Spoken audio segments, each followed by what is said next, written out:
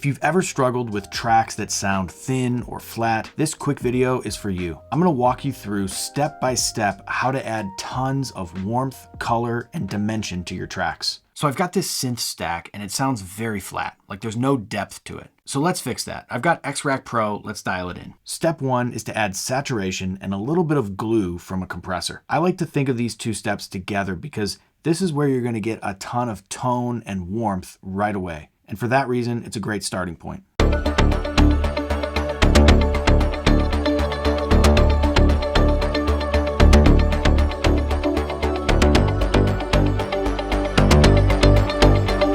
Right away, this 2-inch tape adds tons of warmth, and it's also fattening up the transients because of that tape style saturation. We also have this vintage compressor, which is smoothing it out, warming it up. It's just filling out this track really nicely. Step 2, we're gonna move on to the tone module because this is an easy way to shape the overall tone of your track. And when it's something like a synth that sounds flat, it usually means there isn't enough lows or highs. And that's definitely the case here. So we're gonna sweeten this up a bit, then experiment with some different tone modes to find the best fit for this track.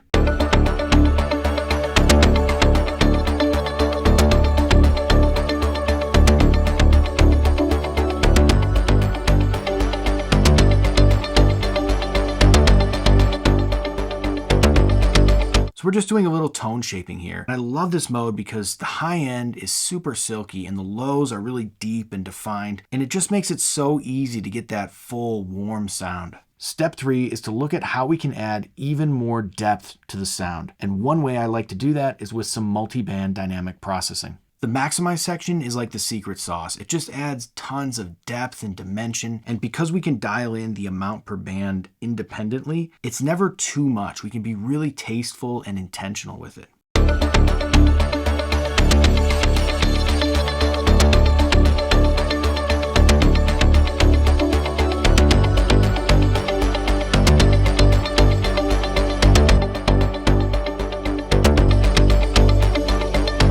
So let's hear the final result before and after.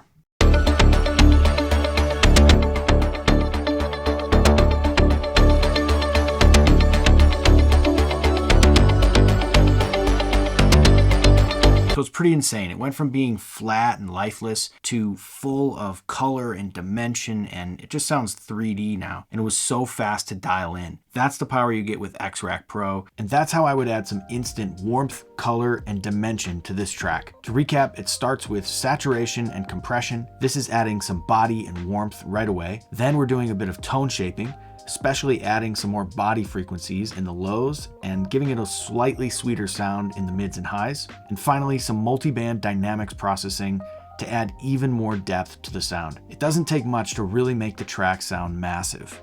If you like this video and you want to see more like this, leave us a comment, give it a like, and subscribe for more tutorials like this in the future. As always, happy mixing.